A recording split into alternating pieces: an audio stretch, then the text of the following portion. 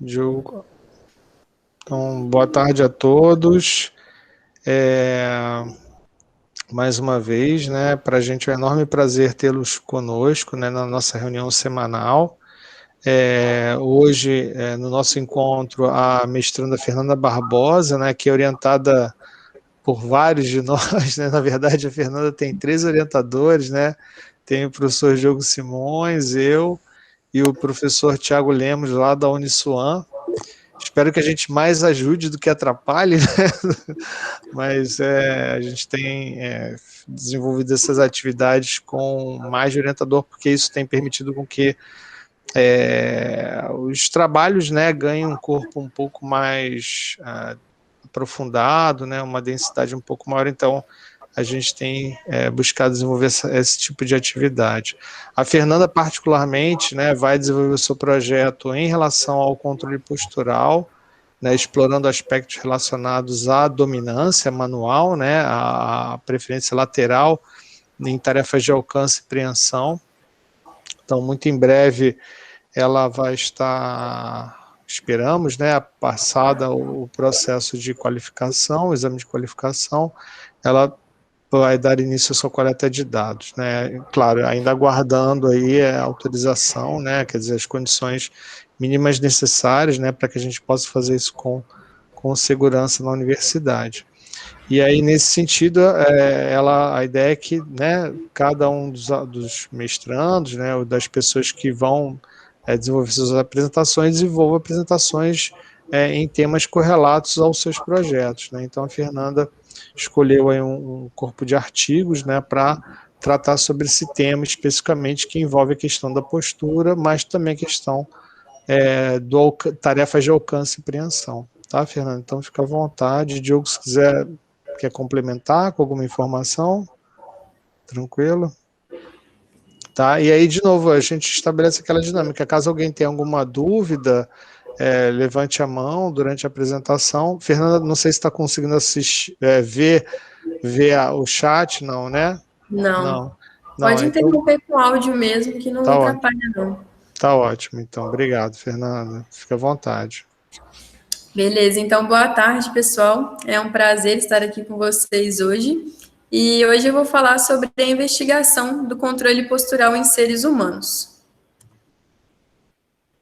Então, esse foi o artigo que eu escolhi, revisão sobre a posturografia, baseada em plataforma de força para avaliação do equilíbrio. E lembrando também que nos posts a gente tem deixado lá a referência para vocês terem acesso a esses artigos que a gente está trazendo aqui nas discussões. Então, primeiro eu vou conceituar o controle postural. Então, o controle postural, ele pode ser compreendido como agrupamento de processos pelo qual o sistema nervoso central busca gerenciar estratégias de recrutamento muscular necessárias para ajustar a relação entre a base de sustentação e o centro de massa do corpo. E os dois objetivos do controle postural são a manutenção do equilíbrio e a orientação postural. E essa manutenção do equilíbrio e a orientação postural, corporal, durante a postura ereta, ela é essencial para a execução das atividades da nossa vida diária e para a prática física e esportiva. Essa temática, referente ao controle postural, tem despertado interesse de profissionais de várias áreas. Aí o artigo traz alguns exemplos, né, das áreas da psicologia, física, engenharia, fisioterapia, medicina, educação física, entre outros. Então, como tem diferentes profissionais tomando conta assim dessa área, existem diferentes técnicas e medidas de avaliação, que muitas vezes vai gerar diferentes resultados. Então, o estudo traz que seria importante uma padronização nos métodos de análise.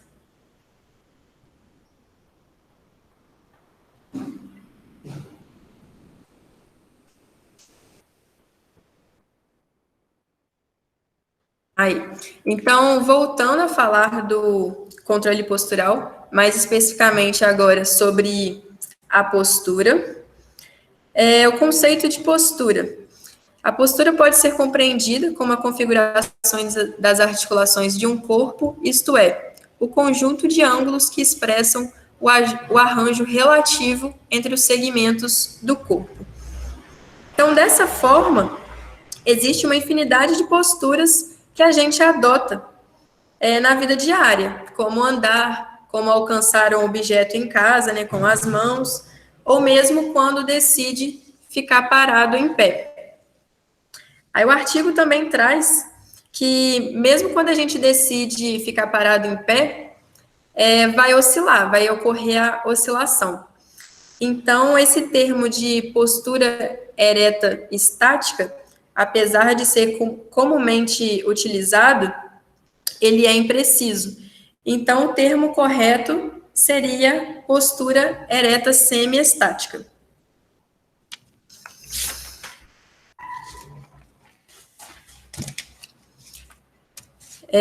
Agora, falando sobre a manutenção do equilíbrio, essa manutenção do equilíbrio ela é atribuída ao sistema de controle postural, que é um conceito utilizado para referir essas funções do sistema sensorial, o sistema motor e o sistema nervoso central.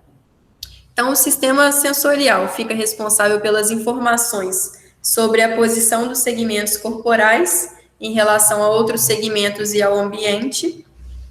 O sistema motor, a ativação correta dos músculos para a realização dos movimentos, e o sistema nervoso central, que integra as informações para enviar os impulsos nervosos aos músculos e, assim, gerar essas respostas neuromusculares.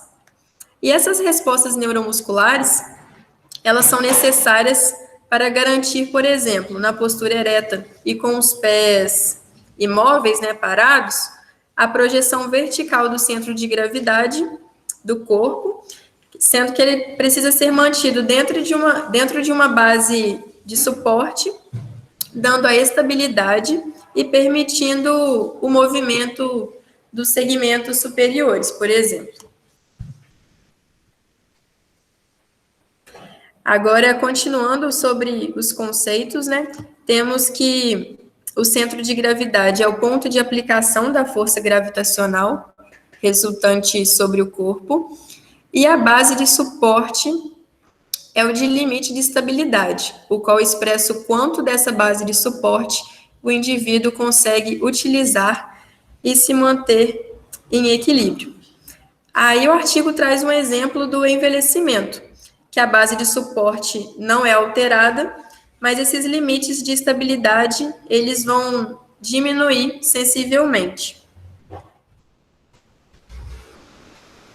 Agora, falando sobre as condições de equilíbrio, mecanicamente, as condições de equilíbrio do corpo vão depender das forças e momentos de força, né, os torques, aplicados sobre ele.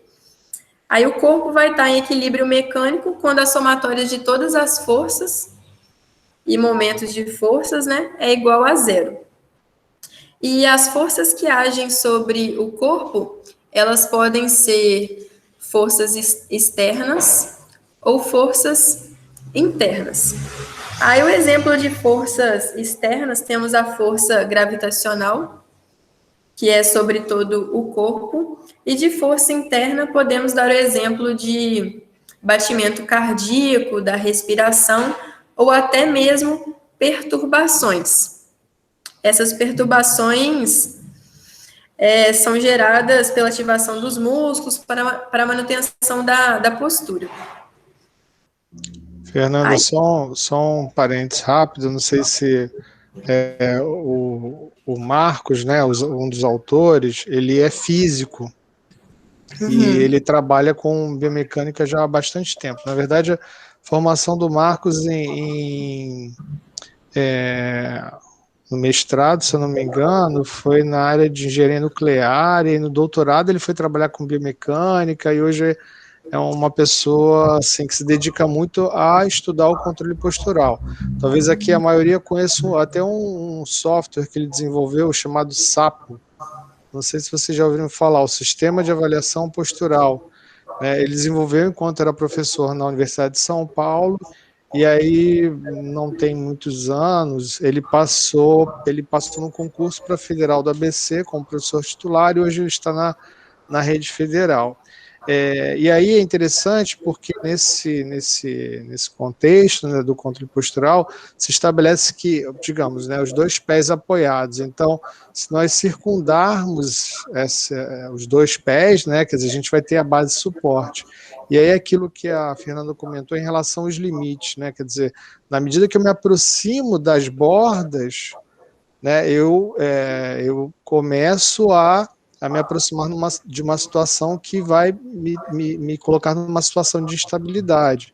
E aí é interessante porque o Marcos tem alguns trabalhos que mostram exatamente isso, que no caso do idoso, o que acontece? Diferentemente dos jovens, né, muitos de vocês aqui, eu já até me coloco fora dessa aí, o jovem, o que acontece? Ele consegue excursionar muito bem, né? Ou seja, o centro de pressão dele consegue excursionar muito bem dentro dessa base de suporte, mas ele tem capacidade de processar essas informações e prover níveis de contração muscular e as correções necessárias para a manutenção da postura ereta.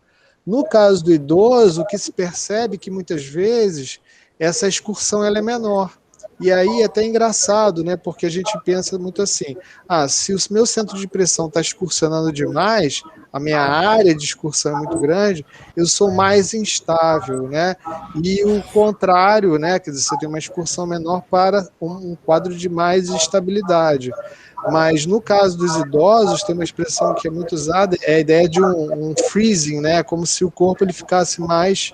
Né? O idoso ele alcançaria uma postura, ele ficaria mais estável e com o corpo mais rígido, ou seja, no sentido de limitar exatamente a excursão do centro de pressão, né? Então, são considerações muito interessantes, né, que ele tem feito em vários estudos ao longo, né, tem mais de 20 anos que ele se dedica a estudos do controle postural, então é interessante essa questão, né, dos limites, né? Então ele estabelece dentro dessa borda quais são os limites de estabilidade para cada população, né? Então ele faz isso de uma forma muito bacana.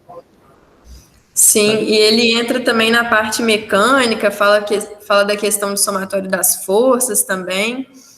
Agora entendi o porquê depois da sua explicação. Aí continuando, do ponto de vista mecânico, o corpo não vai estar num perfeito equilíbrio, porque as forças sobre ele vão ser nulas somente momentaneamente. Então, ele traz essa frase: o corpo humano está em constante desequilíbrio, numa busca incessante por equilíbrio.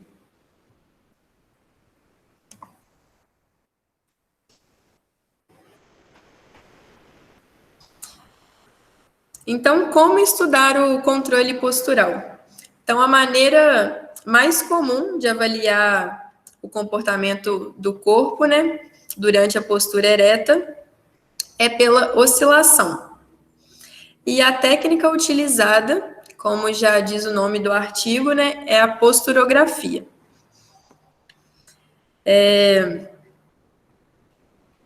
Aí, sobre a avaliação qualitativa, seria com relação à observação, e a quantitativa através dos instrumentos de medição.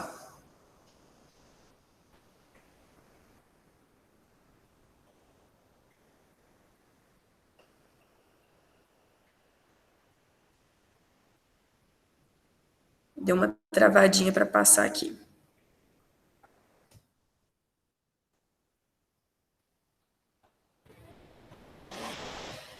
Então, sobre a posturografia, né, que é essa técnica utilizada, ela pode ser estática, que aí vai avaliar, vai estudar, né, a postura ereta, ou dinâmica, que vai estudar uma resposta a uma perturbação.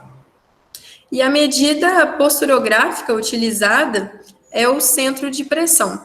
Aí eu trouxe o conceito, né, de centro de pressão pressão, que é o ponto de aplicação de resultantes das forças verticais agindo sobre a superfície de suporte. E o equipamento utilizado é a plataforma de força, que aí tem a fotinha aqui do lado, que consiste em uma placa, onde tem esses sensores acoplados, né? E ela mede os componentes da força nas direções antero-posterior, médio-lateral e vertical. Acho que só um parênteses, né, Diogo? Essa plataforma, ela tem, que é a plataforma que nós temos, né? Você Sim, quer a falar um Mitrex. pouquinho? Quer falar um pouquinho, Diogo? Essa plataforma ela foi adquirida por um projeto de pesquisa do professor Michael, né? Na verdade, está vinculado aí por um empréstimo para o nosso laboratório quando necessário. E ela é uma plataforma de mais baixo custo, de 2 eixos, que tem aí uma frequência de amostragem interessante para aquilo que a gente precisa fazer. Eu não me recordo aqui qual que é a faixa de amostragem que ela faz, mas eu sei que é bastante adequado. Se eu não me engano, ela faz 25, 50 e 100, mas eu não tenho certeza se exatamente essa frequência de amostragem que ela é capaz de fazer, não. E não temos o terceiro eixo, né? Mas de qualquer forma já dá para a gente ter bastante informação interessante com relação aí ao deslocamento do centro de pressão. A gente tem uma dificuldade de sincronismo por questão de compatibilidade de software, mas aí a gente está arrumando formas, digamos, de casa, né, para poder resolver esse problema de sincronismo com outros equipamentos que a gente possa, porventura, utilizar. Mas é uma plataforma que funciona bem e com um custo bastante acessível. Essa questão... Pode falar. Você comentou que não tem os 3 eixos, não tem a questão do eixo vertical que você fala? Isso aí, Fernanda. Isso aí. Ah, beleza. Porque, né, normalmente as plataformas, né, as que são, digamos assim, mais comumente adotadas, né, em laboratórios de pesquisa, elas aí sim são triaxiais, né, então você tem os 3 eixos, e até uma dimensão maior, né, também, né, Diogo? Elas têm Sim. Essa é bem portátil, né, ela é bem fácil de manuseio, então é fácil de você, de repente, ter que poder fazer um teste de campo, alguma coisa mais simples, mas normalmente é até interessante porque essas plataformas, dependendo de como elas estejam posicionadas e aonde elas estejam, então, por exemplo, se você tem sei lá, um local muito próximo a uma rua que tenha muitos veículos, questão de vibração, elas detectam esses mínimos movimentos, né? A gente brincava que lá na Federal do Rio de Janeiro a gente tinha uma plataforma que detectava vibração, então a gente falava, se ela não funcionar como plataforma, pelo menos ela vai identificar se a gente está sofrendo algum terremoto, né? Então, mas é interessante, é um instrumento muito interessante, e o Diego, como comentou, essa é uma plataforma mais acessível. As que são normalmente adquiridos por laboratórios de pesquisa, assim, que tem mais recursos, tem um custo bem maior, né? Então, realmente, isso limita um pouco. E essa questão do sincronismo. Então, por exemplo, essa plataforma, né, Diogo, para a gente poder fazer a aquisição da eletromiografia de superfície, junto com o sinal das variações de pressão, porque, assim, de repente o sujeito oscila anteriormente, aí eu preciso entender o que está acontecendo com os músculos em torno do tornozelo, né? Como é que gastrocnêmios, digamos, solear, tibial anterior estão se comportando de forma simultânea com o sinal de deslocamento. Então, essa é uma plataforma realmente que a gente não tem uma comunicação, como o Diogo comentou. Então, a gente acaba improvisando. Aí, o Diogo usa uma expressão mais polida, aí, mas a gente acaba criando algumas gambiarras, né, digamos assim, para tentar fazer essa sincronização, né? No próprio artigo traz essa questão do valor, né? Fala que é um equipamento caro e também traz com relação à calibração, né? Que é importante estar calibrada para coletar os dados de forma confiável. A Raine está perguntando, né, se nos laboratórios se a gente nivela a plataforma com o uso de inclinômetro. Esse é o correto, Rainer, exatamente. Eu lembro que lá na Federal do Rio, pelo menos, a gente tinha um problema sério, porque lá o piso, né, a estrutura da universidade lá é sobre um aterro. Então a gente tinha uma superfície, mesmo fazendo algumas obras, era muito irregular. Então, assim, aparentemente, né, o Diogo deve lembrar bem, a gente andava no laboratório, tinha algumas... Então, assim, você posicionar era super complicado, a gente tinha que encontrar um lugar específico e deixar a plataforma... Não era muito assim, a gente não tinha muita opção, né? Tinha que deixar a plataforma num local que fosse mais um piso retificado, né? Sem alterações para que a plataforma ficasse adequadamente apoiada.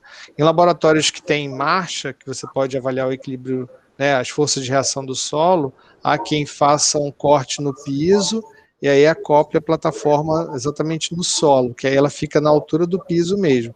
Então, se a pessoa vem caminhando, ela, né, não vai ter que subir um degrau, alguma coisa assim. Mas o que você comentou é o certo mesmo. Ainda tem as questões construtivas, né, Marquinhos? Às vezes você não tem só a questão de solo, adaptação, o solo transmitir as vibrações, mas às vezes o piso mesmo, ele está irregular, está mal construído. E lá no laboratório de biomecânica do PEB é desse jeito que você falou, é um fundo no chão onde a plataforma foi encaixada. Embutida, né, no solo. Mas né? essas mais caras são ainda mais sensíveis, né? Então isso é ainda mais crítico, Ryan, essas plataformas mais caras.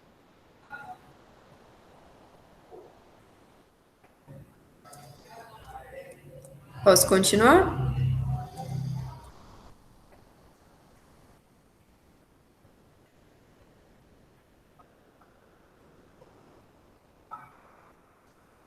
Pode continuar? Pode, desculpa, é que você não está vendo a gente, né? Pode ser. Tá mudando aí. Então, sobre os dados da posturografia, então o artigo traz sobre o estatocinesegrama, que seria o centro de pressão, aí na direção anteroposterior e médio-lateral, então seria aqui esse rabisco. E em forma de estabilograma, seria em função temporal, então em função do tempo. Aí aqui nesse exemplo do artigo, a gente tem aqui esse centro de pressão no eixo anteroposterior, que é esse mais escuro, e o outro centro de pressão na direção médio-lateral, o mais claro. Aí uma outra forma de fazer isso também é fazer separadinho, né? O anteroposterior em função do tempo e depois na direção médio-lateral em função do tempo também. Aí só uma correção, Fernanda, faltou um ozinho ali, é cinesiograma, tá? Estatocineseograma. Tá. Beleza.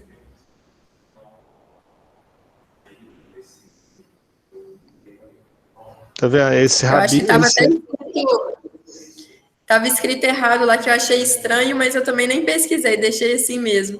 Mas depois eu vou conferir lá. Obrigada. Não, e o Thiago mesmo, né, que a gente fala, a gente acaba chamando esse de estabilograma, mas na verdade é o estatocineseograma.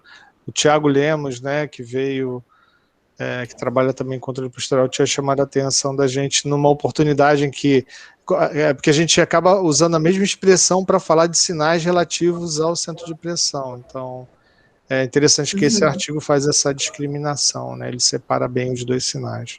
As duas representações, na verdade. Sim. Aí, falando um pouco do que o Marco falou, né, sobre a questão do ambiente,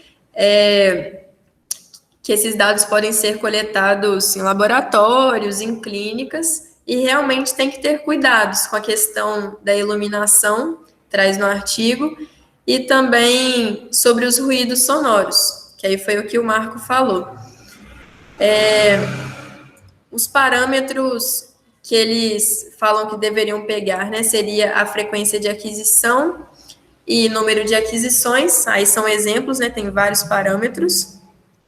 E no artigo traz esse exemplo da postura ereta quieta em indivíduos normais, a frequência do sinal do centro de pressão igual a 10 Hz. Então, segundo o teorema de Nyquist, a frequência de amostragem deveria ser o dobro, né? Então, a frequência de 20 Hz daria certo, seria suficiente.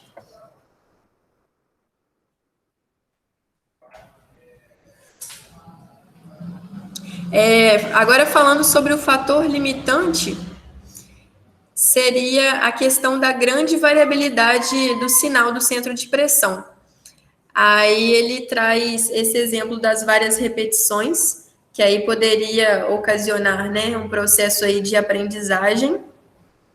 E pela questão de muitas repetições, isso em casos extremos, poderia ocorrer a fadiga e assim aumentar também a oscilação.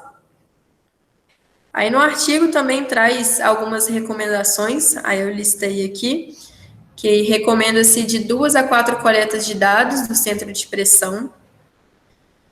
O período de aquisição ou duração das tentativas são de acordo com os parâmetros da tarefa. E a avaliação da postura ereta quieta é de 1 a 2 minutos, como se fosse aí o baseline, né? Acho que é nesse sentido, não sei, o Diogo, o Henrique, o Diogo talvez tenha acompanhado um pouco mais de perto, né? O Paulão, né, um colega nosso lá do programa de engenharia biomédica, ele fez um estudo bem minucioso a respeito da questão exatamente do tempo, né? Qual seria o tempo mínimo para que você pudesse fazer uma aquisição e aí pudesse ter uma boa representação do centro de pressão a respeito da manutenção da postura ereta. E se eu não me engano, acho que ele sugere exatamente esse intervalo de tempo, se eu não me engano, ou um mínimo de 1 minuto, não lembro. Henrique, Diogo, não sei se... Henrique... Boa tarde. Eu não boa lembro. tarde, Henrique. Não, Henrique. É porque eu lembro do Paulão nos protocolos de... Lembro do Paulão lá, dos protocolos, mas eu também não lembro do tempo, não. Mas eu lembro que eu fui até sujeito de pesquisa dele. Honestamente, eu não lembro. Porque isso ficou muito marcado, assim, né? Porque tem alguns protocolos de 30 segundos, mas teoricamente eles não seriam suficientes para que você pudesse ter um panorama minimamente claro, né? A respeito dos deslocamentos de centro de pressão. Então, na ocasião, eu lembro que ele fez uma análise realmente bem minuciosa, e aí sugerindo intervalo de tempo de 1 a 2 minutos. Então, os protocolos, né, de pés unidos, né, mudança de base, ou seja, se eu faço pés afastados, né, uma posição natural, neutra, né, pés unidos, pés um à frente do outro, olhos fechados, olhos abertos, enfim, né, então, em diferentes posturas, que isso deveria ser quer dizer, examinado a partir de períodos de tempo um pouco mais longos, né, para que você pudesse ter uma boa representação dos fenômenos relacionados ao controle postural. Tá? Então, né, nesse caso aí, esse trabalho também reforça essa ideia, né? Sim, até com relação ao meu projeto, né, a gente colocou 1 minuto, aí foi sob orientação sua, né, e aí quando eu li, assim, fiquei feliz, né, que já está tudo certinho com relação a isso. Mas depois eu vou procurar também esse artigo que você comentou. Não, e assim, Fernando, acho que até para a gente ter clareza, né, do número de repetições que a pessoa vai fazer, né? Então, sim, saber bem claramente, né? Quer dizer, porque de repente a gente poderia arbitrar 3 repetições, né? Porque, né, a ideia é pegar o objeto, manipular o objeto, de repente a gente vai precisar fazer um número mínimo de repetições, talvez até um pouco mais longo do que 1 minuto, porque como você envolve uma tarefa de alcance e apreensão, isso vai perturbar o seu controle. Então, provavelmente haverá necessidade de se ter um tempo um pouco maior, né? Talvez se estendendo a 2 minutos, enfim, não sei. É algo que a gente vai precisar discutir, né? Pode ir lá. mudando. Aí até fala sobre o que você comentou agora, né, que as tarefas que envolvem a perturbação à postura. Aí não necessariamente precisaria pegar um tempo bem grande, seria alguns segundos antes da perturbação e após, mas também não tem essa questão do tempo bem definidinho. Só deixa esse um tempinho antes e um tempinho depois, não coloca a questão dos segundos, né? E sempre traz que é dependente da tarefa. Sobre a padronização, né, da posição dos pés. É aconselhado de pedir mesmo para o sujeito, né, o participante, a ficar numa posição com os pés paralelos, de forma confortável, e aí o avaliador tem que observar se não está passando a largura dos ombros, por exemplo, que aí se estiver passando, para fazer somente esse pequeno ajuste. E uns outros artigos que eu li traz essa informação com questão de 20 centímetros de diferença. Mas aqui não especifica. Só fala essa questão da largura dos ombros mesmo.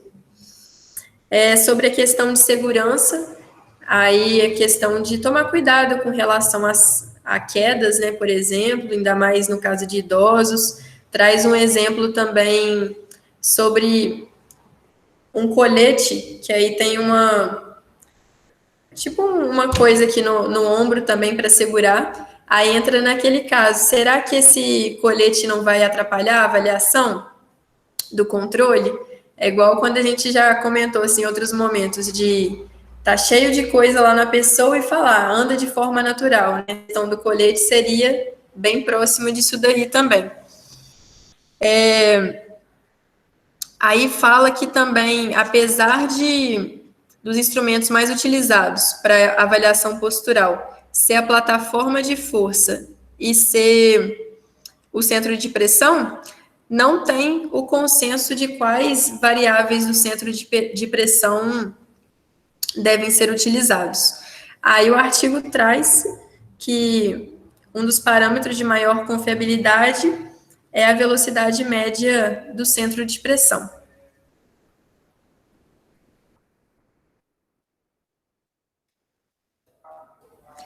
Aí eu trouxe essa tabela do artigo, mostrando outras variáveis, que aí tem também o deslocamento da oscilação total, que seria o tamanho e o comprimento da trajetória do centro de pressão sobre a base de suporte, o desvio padrão, que é a dispersão do deslocamento do centro de pressão da posição média durante o intervalo de tempo, o RMS, que é o mesmo resultado para RMS e desvio padrão, se o sinal do centro de pressão tem média zero, a amplitude de deslocamento do centro de pressão, que é a distância entre o deslocamento máximo e o mínimo do centro de pressão para cada direção, velocidade média, que é a determinação de quão rápidos foram os deslocamentos do centro de pressão, e aí tem a variável também da área e da velocidade média total. Tem só um comentário, tem uma técnica, né, que é comumente adotada, que é você tem lá os seus pontos, né, quer dizer, tem a trajetória do centro de pressão lá e tal, e aí você tenta circundar 95% dos pontos, né, e aí você tem normalmente uma elipse, né, que vai dar uma estimativa, aí se calcula a área dessa elipse, enfim, é um procedimento muito adotado.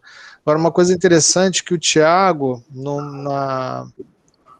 aluno que ele orientou, o Túlio, que eles fizeram em base unipodal, eles verificavam, eles criaram lá um parâmetro que era uma medida de raio, né? Então acho que eles pegavam o que seria o centro, né? O centroide da figura, né? Do deslocamento, e eles observavam uma relação lá com alguns pontos relativos ao raio. Então seria uma outra abordagem, mas isso que a Fernanda comentou é interessante, porque não existe aparentemente, né, um consenso realmente em relação a quais parâmetros, e o grande problema é que essas ferramentas, elas cospem, né, os resultados, né, Diogo, cospem vários resultados simultaneamente, aí você tem que tentar interpretar o que cada uma delas significa, né. Então, nem sempre é tão trivial trabalhar com essa técnica, né? O Marquinhos, exatamente isso é uma das coisas que eu sempre que eu sempre observo nessa plataforma, porque ela tem um software muito amigável, muito fácil, e que tem N desfechos. Acho que uns 10 desfechos que ele consegue estimar para você a partir desse software. E o que significa, como isso é calculado, e isso não é muito aberto para a gente. Então, essa plataforma tem uma coisa legal que é a possibilidade de exportar esses dados e a gente, inclusive, utilizar, igual aí já tem o script, já tem rotinas que possam até facilitar mesmo esse processamento externo ao software para a gente saber o que está fazendo. E entender o que significa cada um desses fichos, né? Que eu acho mais importante. Diogo, explica a questão da rotina do MATLAB, que está aí, que acho que nem todo mundo já ouviu falar, né? Então, é porque o MATLAB ele é um software matemático, né, muito utilizado na área de engenharias e que ele possibilita que a gente desenvolva aí esse processamento do sinal externamente a esse software, desde que esse sinal possa ser exportado.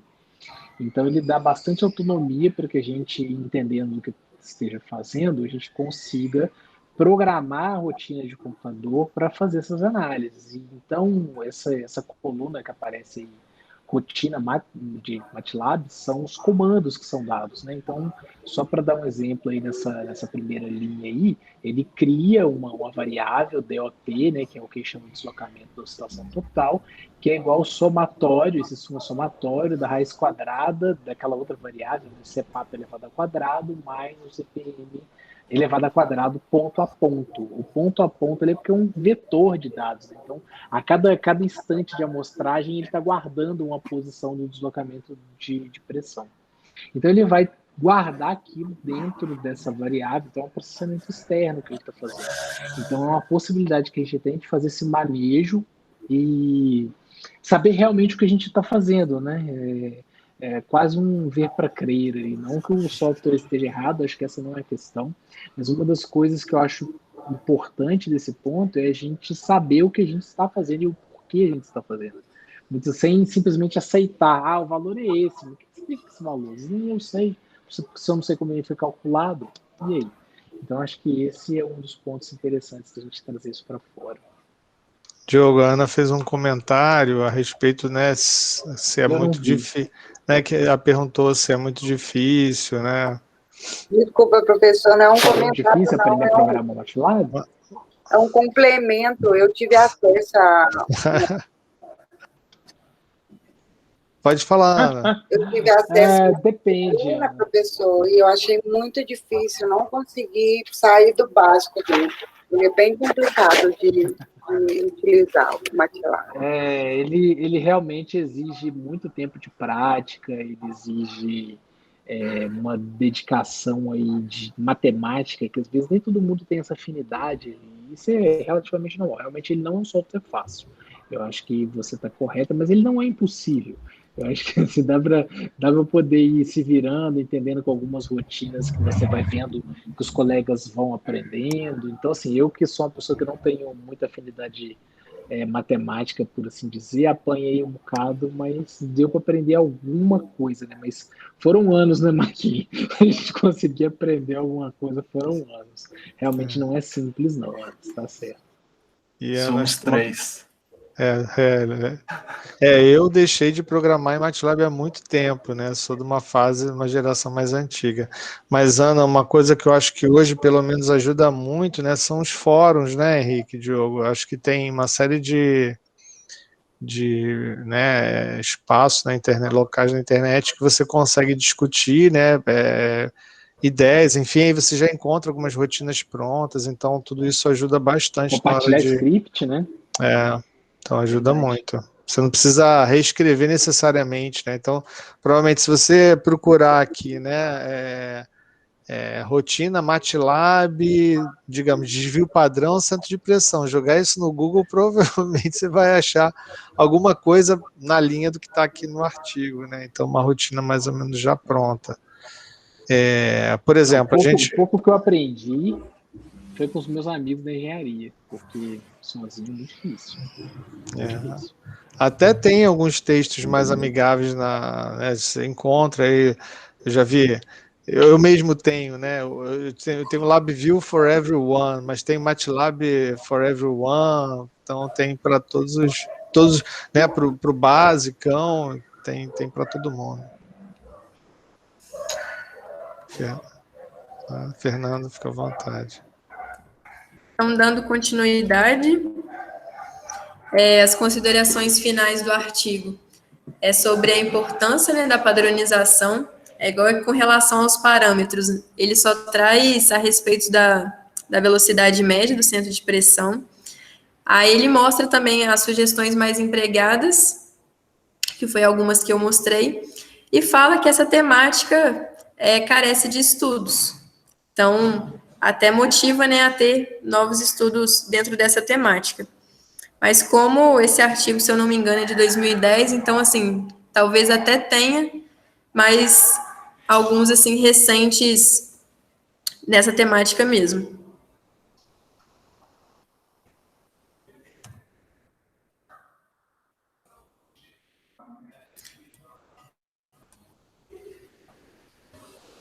Aí agora é um outro artigo que eu trouxe.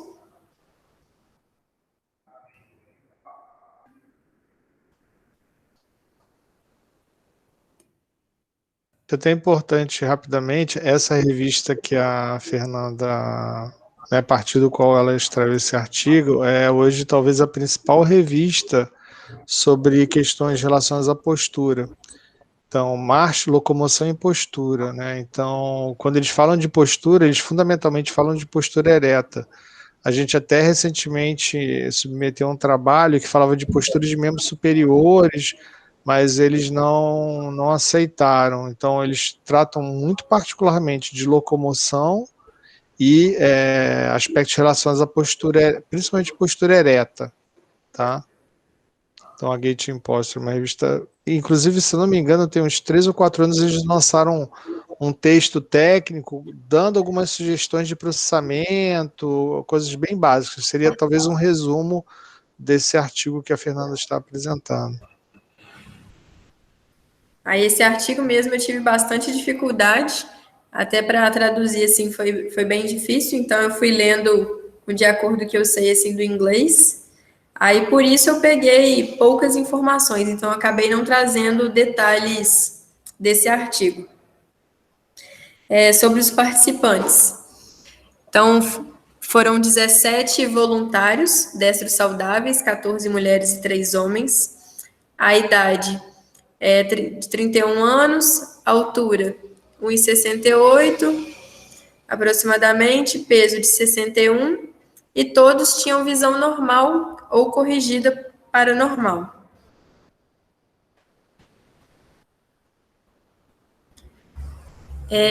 Aí fala sobre os dados cinemáticos. Então, tinham 3 marcadores infravermelhos fixados nas unhas do polegar e o dedo indicador, e mais 3 infravermelhos adicionais fixados no punho, quadril e na testa. Então, os participantes subiam na plataforma de força, que seria a superfície estável, a superfície rígida, ou então sobre um pedaço de espuma, que seria a superfície instável. Fernanda, só um parênteses, a Ana perguntou aqui o porquê dessa informação da visão, né, no estudo, da visão corrigida.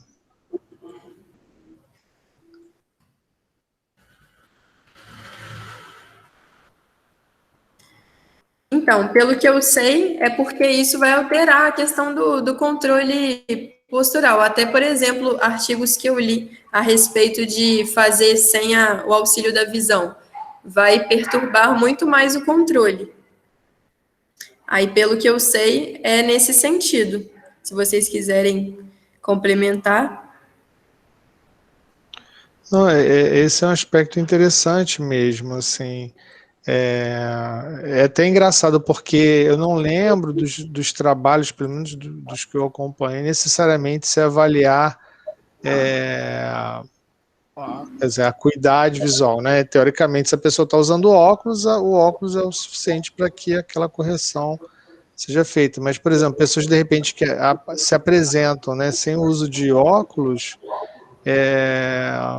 será que de repente o fato de ela não estar usando óculos ali significa que ela tenha uma boa qualidade visual? Então, mas eu acho que é uma consideração importante aí que a Ana levantou, porque eu acho que nem todo mundo faz esse tipo de verificação prévia, né? Se tem alguma informação relativa a isso. Eu acho que nesse caso aí, Ana, de qualquer forma, como é uma tarefa de alcance e preensão, nesse sentido, eu acho que é um ponto importante. E aí, Fernanda, acho que fica até uma recomendação para o seu trabalho, quer dizer, ter alguma informação adicional a respeito da qualidade, né, da capacidade visual. Se a pessoa precisa ou não do uso de óculos e tal, isso pode ser uma questão relevante aí. Não sei se vocês concordam também. Sim, concordo. E não tinha pensado nisso, não. Já li alguns artigos, né, igual eu falei, que a questão, por exemplo, de estar enxergando menos ou então estar com os olhos tampados vai interferir, mas não tinha pensado para o meu trabalho. E seria uma coisa mais simples também, né? Talvez até um questionário, a pessoa já responde e dá para contemplar isso, né? Sim. A Ana mencionou a questão do labirintite. Tem alguns trabalhos nessa linha, né? Eu confesso que eu nunca me debrucei sobre eles, não, mas eu sei que existem, tá? Eu lembro do pessoal no Rio, inclusive, que estava usando a plataforma para tentar confirmar, quer dizer, pessoas que eram afastadas, né, da sua atividade laboral por conta de né, mudanças, né, distúrbios no controle postural, né, decorrente.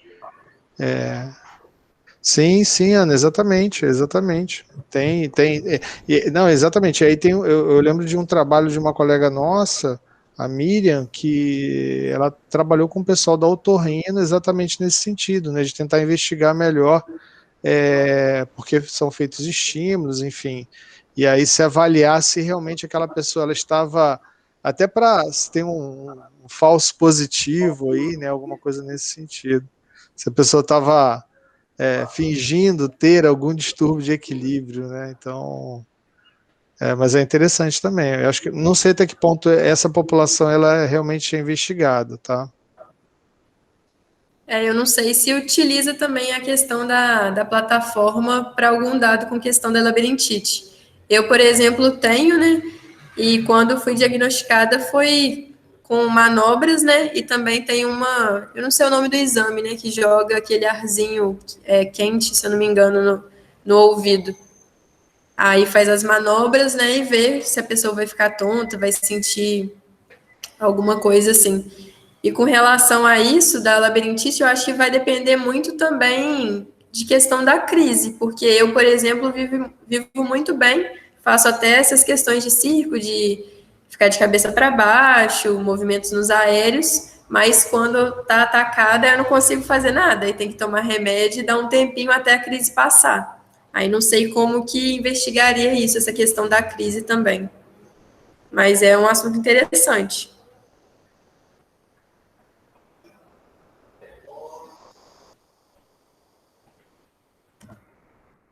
Continuando. Aí eu trouxe essa figurinha que está no artigo, então mostrando a pessoa aí na espuma, o tripé aqui na frente, na altura do quadril, e a esfera e o tripé foram colocados nas 4 posições diferentes, que seriam 2 distâncias de alcance, que seria perto e longe, e os 2 locais, que seria ao centro e ao lado.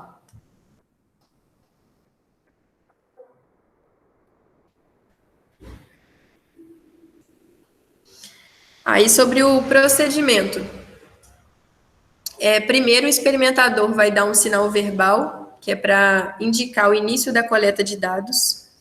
Aí, depois, após 4 segundos, vai ter outro sinal verbal do experimentador, falando que para mover Então, a pessoa vai ter que mover o braço, vai lá na esfera, vai pegar a esfera com o dedo indicador e o polegar, vai levantar do tripé, colocar de volta e aí retornar o braço para a posição inicial ao longo do corpo.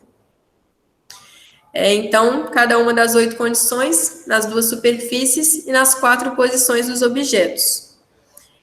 E aí, no caso, o artigo traz 5 tentativas consecutivas. Ele falava em algum controle de tempo, Fernando, usando a pessoa fazendo o tempo. Ele traz a questão do tempo com relação até a essas fases. Deixa eu voltar aqui. Eu fico imaginando talvez que ele tenha feito alguma coisa talvez próxima ao que o André fez, não, o artigo que o André apresentou, né, que a pessoa fazia um movimento de abdução, né, e aí depois ele poderia fazer alguma correção nesse sentido. A questão do tempo que ele traz é só, assim, a porcentagem não, o valor de tantos segundos para pegar de tal fase até tal fase, mas só nesse sentido. Entendi. Mas também, assim, não tenho certeza para te falar, porque pela essa questão da tradução, né, que eu fui lendo, tipo, eu lendo em inglês mesmo, já que eu não consegui traduzir, estava bem confuso. Eu até, só, acho que eu peguei o artigo para dar uma lida em alguns parágrafos e ele faz parágrafos muito longos, então a ideia não é muito clara, confundiu bastante, assim, a leitura. Sim, foi bem difícil. E às vezes falava muita coisa para no final, assim, falar um negocinho de nada, tipo, enrolando, não sei, estava com leitura mais complexa. Com relação à análise, ele divide em 3 fases, aí tem a fase postural, né, que seria bem do início, né, como se fosse, assim, o baseline, né, ficar parado mesmo, a fase antecipatória, que é poucos segundos antes da fase do movimento, que seria essa tarefa, né, de alcance da esfera, e a outra fase seria a fase do movimento, que seria a tarefa em si mesmo.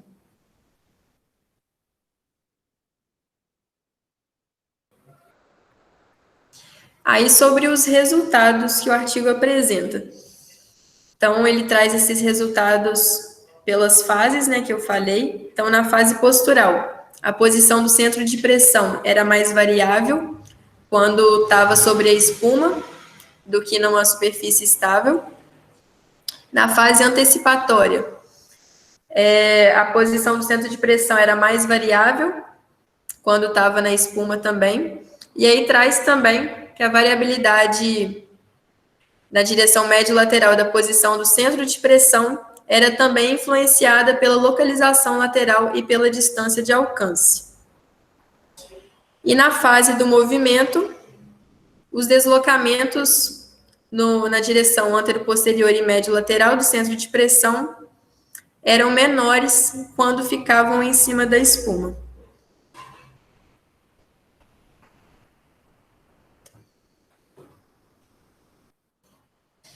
Aí, de consideração, né? Em conversa aí com o Marco, a gente chegou nessa consideração que o autor quis trazer, que os mecanismos de controle do corpo na postura ereta vão determinar estratégias de recrutamento muscular para cumprir a tarefa, independente da superfície.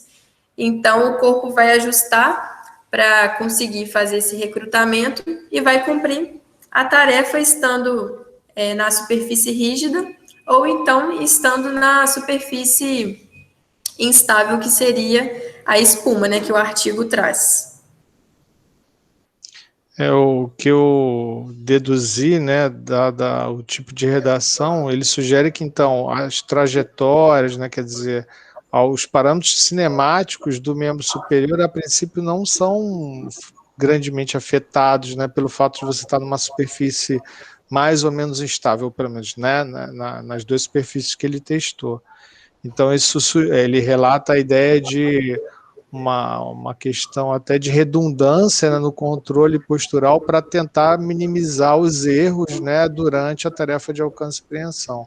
Mas o texto, de uma forma geral, ele não é muito evidente. Até pensando no protocolo, né, muito simples até, né, pensando no que a gente está pensando em realizar, né, em termos de posição, enfim. Mas, de qualquer forma, a ideia dele é o seguinte: olha, estando numa superfície instável, o seu sistema vai ser capaz de lhe dar todas as condições necessárias para executar a tarefa.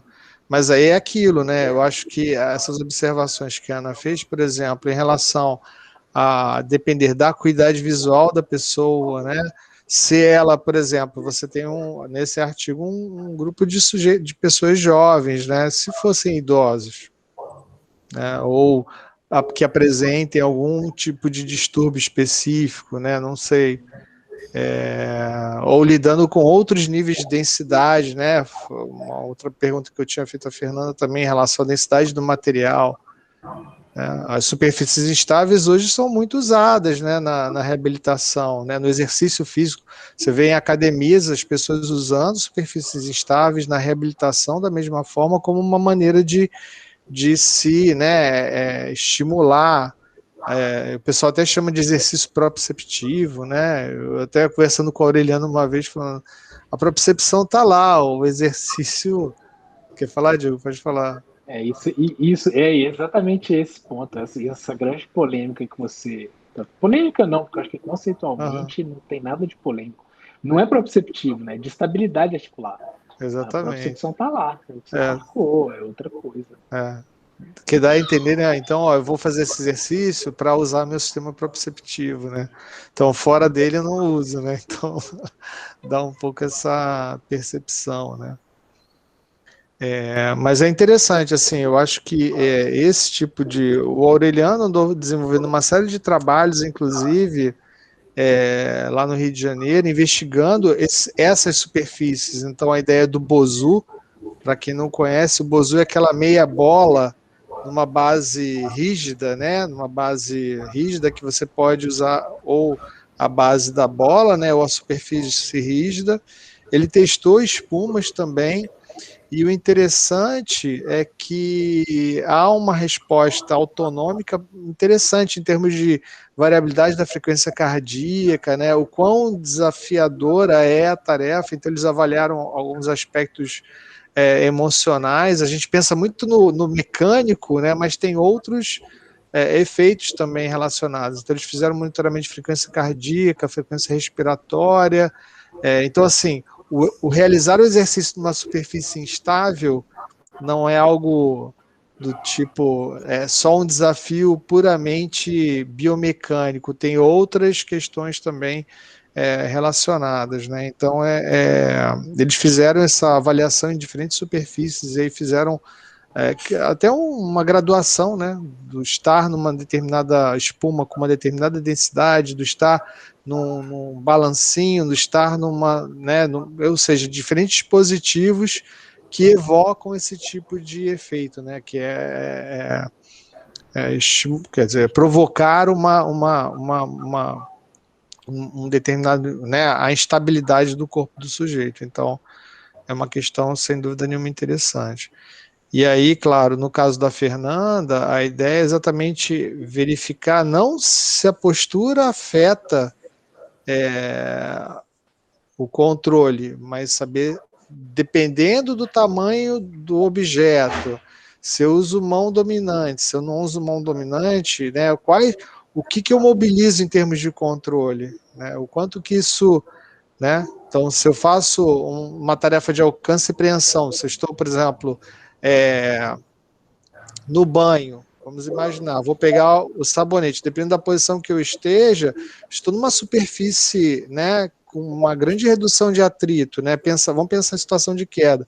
Se a pessoa não usa um tapete dentro do box, né, o quanto que isso vai me mobilizar? Será que isso eu aumento meu risco para queda ou alguma coisa nesse sentido? Então, são questões importantes aí, né? Fernanda, fica à vontade. Agora finalizou mesmo. Passar aqui, obrigada pela atenção. Se alguém quiser fazer alguma pergunta, que volte aqui no slide, aí pode falar, dá um tempinho aí. Senão eu vou parar aqui para a gente se ver, né? Fica melhor.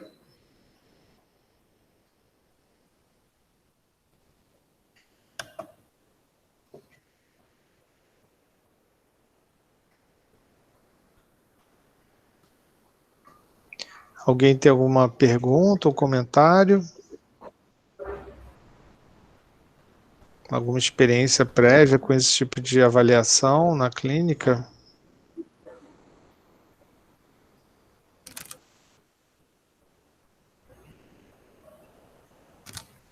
Os protocolos, talvez, né, que são feitos de forma mais subjetiva, né, que é olhar a pessoa, pede para ela fechar os olhos, né? Uma coisa que a gente tinha até curiosidade também de investigar, né, André, com os pacientes de ombro.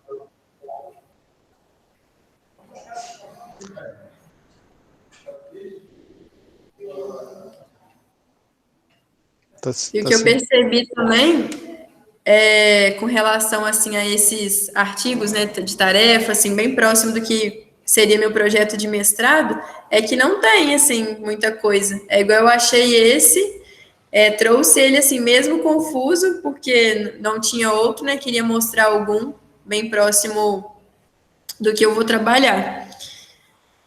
Para mostrar também uma aplicação prática aí, né, no estudo. Sim. Sinal que tem espaço para estudar muita coisa, né? Isso vai ser bom. O protocolo é um protocolo relativamente simples, que o Thiago esquematizou lá no PowerPoint, muito bem desenhado, bem legal.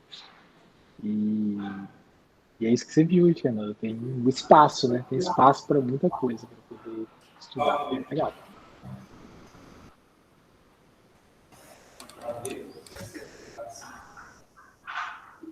Alguma pergunta ou comentário, pessoal? Eu tenho uma pergunta até para o Bruno. Bruno, como é que está essa questão dos dispositivos de estabilidade, assim, nas academias de uma forma geral? Isso, porque acho que teve um boom, né? Acho que na medida que eles surgiram, isso ainda está bastante evidente, assim, ou... Professor, assim, sempre tem, né? Tem sempre os bozus ali, os disquinhos, mas, assim, particularmente, eu vejo muito pouco uso hoje, né? Teve um período realmente que todo mundo fazia agachamento em cima do disco, com barra pesada, né? Aí a gente ficava meio cabreiro de acontecer algum acidente. Tem até alguns vídeos na internet, assim, que o pessoal, né, põe carga muito pesada para fazer agachamento em cima do disco. E aí depois eu já vi até alguns estudos, inclusive uma orientanda do professor Jefferson Viana. Ela defendeu o mestrado, ela fez um estudo comparando as ativações musculares em cima do bozu, se eu não me engano. Não, do bozu não, do disco, agachamento no disco, agachamento, né, com os pés no chão. Mas assim, eu acho que não vingou muito essa ideia, não. Né? Geralmente a gente vê mais quando alguém está voltando ali de alguma lesão de tornozelo, joelho, né, para dar uma melhorada no controle motor ali, mas em termos do treinamento mesmo, eu não tenho visto muito, não.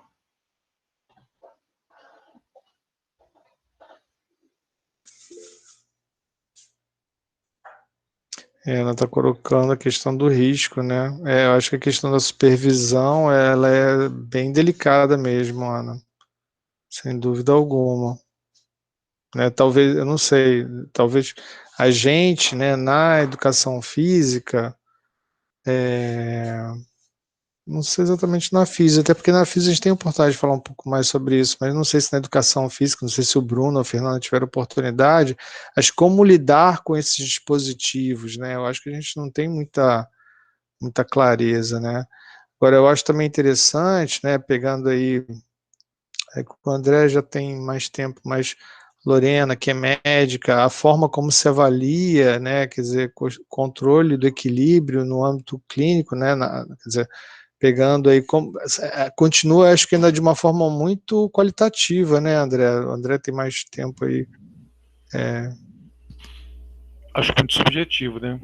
É só qualitativo, a gente não tem um mecanismo para poder fazer uma comparação, né? Então, nesse aspecto, pelo menos em consultório, essa avaliação de equilíbrio é muito qualitativo mesmo, entendeu?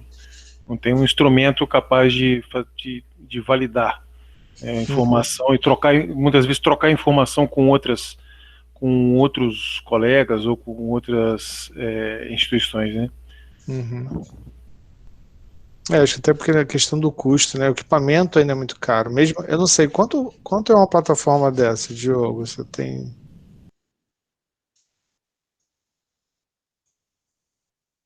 Não faço a menor ideia. Eu não lembro quanto que é essa. Assim, se a gente for considerar aquelas mais caras, né? Eu sempre esqueço a marca. Da A MITI? MTI, não é? É uma Uhum. Isso, e tem a que tem lá no PEB, acho que é da BTS, se não me engano. Não é Henrique, acho que é BTS. Essas são coisas assim, absurdas de preço. Agora, essa que o Michael comprou, cara, menos, é considerável menos. Não dá para poder te falar que é barato, porque nunca é barato de tudo, mas ela deve ter custado uns 10, 12 mil reais, perto da outra que passa de 50, então é consideravelmente menos. O Diogo, você fala para avaliação do equilíbrio?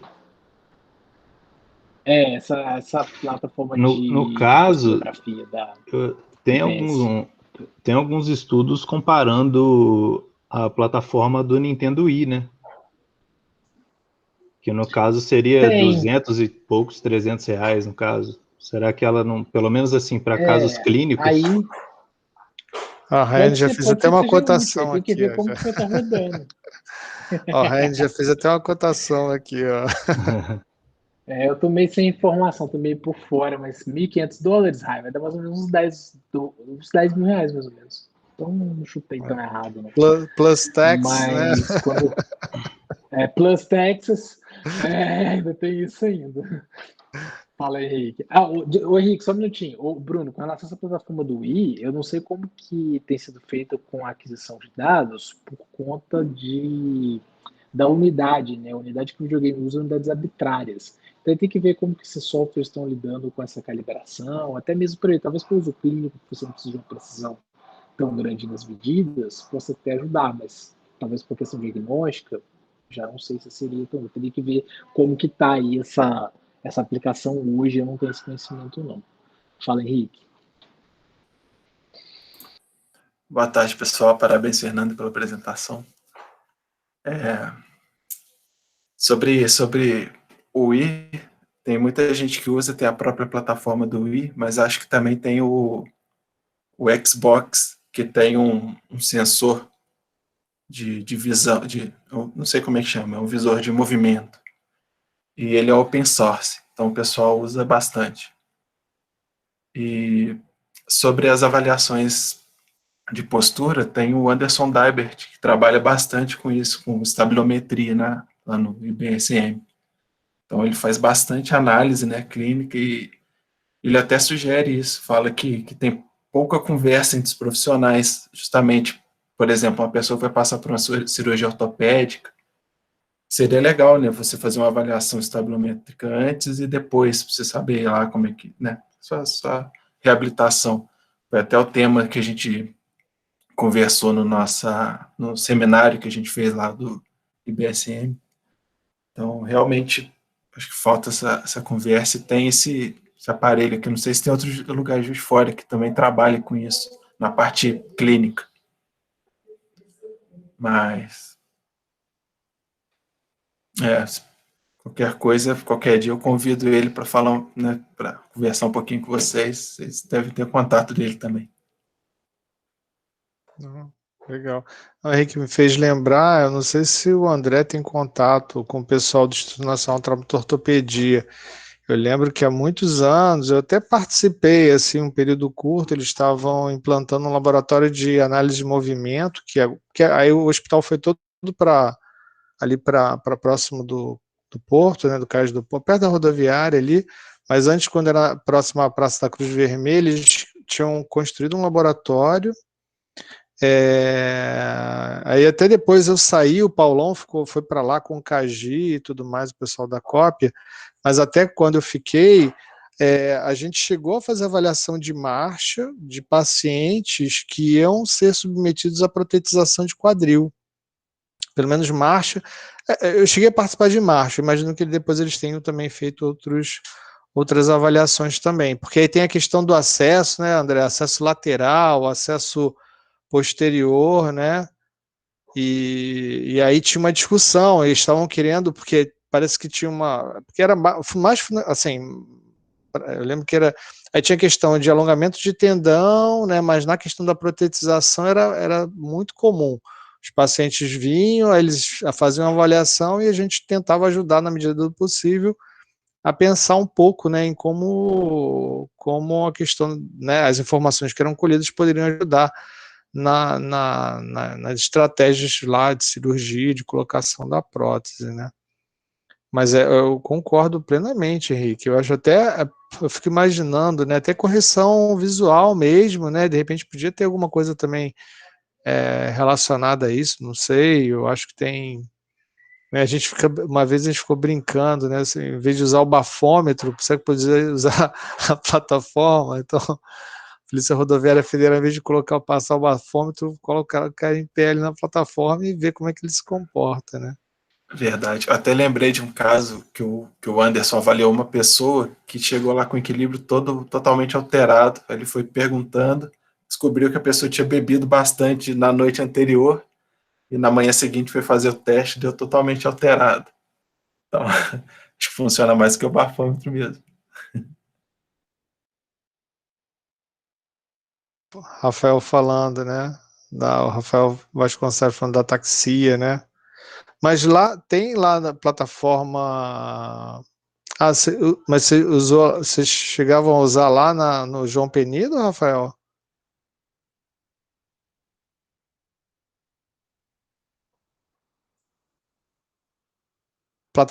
Tinha plataforma de força lá ou não? Ou o teste mais qualitativo?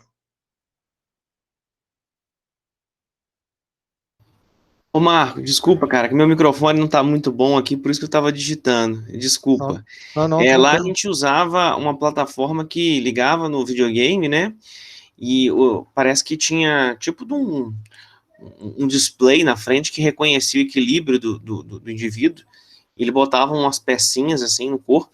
Eu não sei se o Henrique conhece, se é esse que usava lá. E aí o paciente ele ia mexendo e a plataforma interativa lá, o jogo, ele ia reconhecendo os movimentos como se fosse movimentos do jogo. Na verdade, nós adaptávamos, que a gente ganhou do Estado esse videogame aí para poder usar, né, em pacientes desse tipo de perfil. E aí era bem interessante, porque na verdade o paciente ele julgava o joguinho e a gente trabalhava o equilíbrio com ele junto ali, entendeu?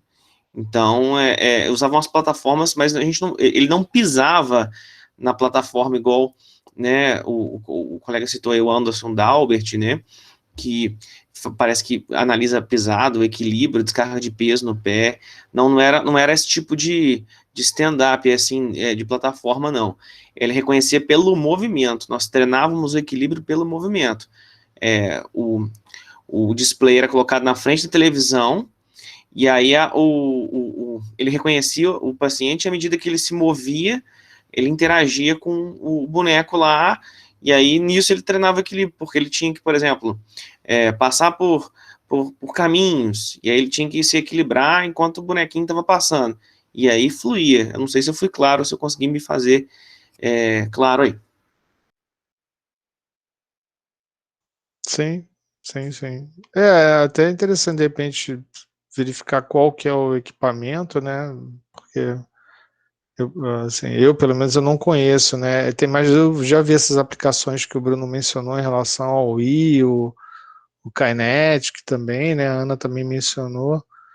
são aplicações mais baratas, né, que dariam para a gente poder estar usando aí, né.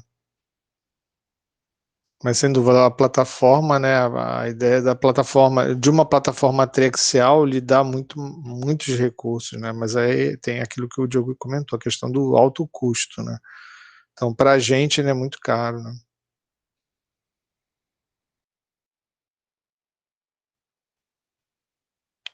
Mais alguma pergunta? Alguma observação?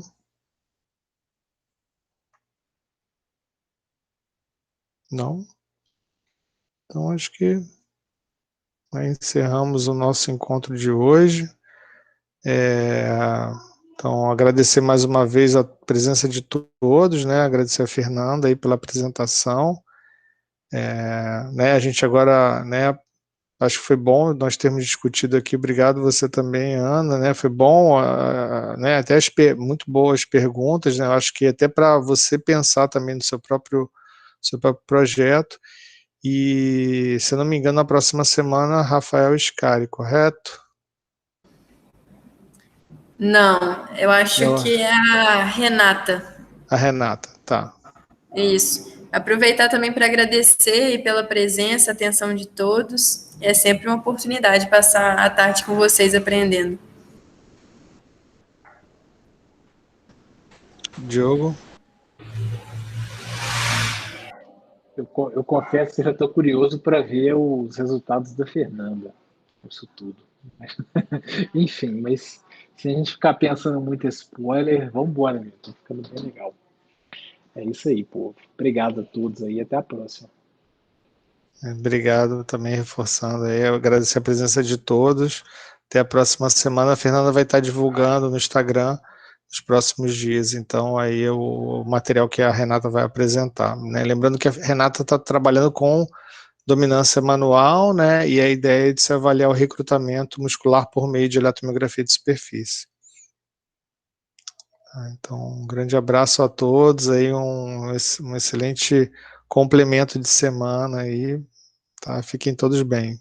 Um grande abraço a todos. Tchau, tchau. Tchau, boa tarde. Boa tarde, obrigado a todos.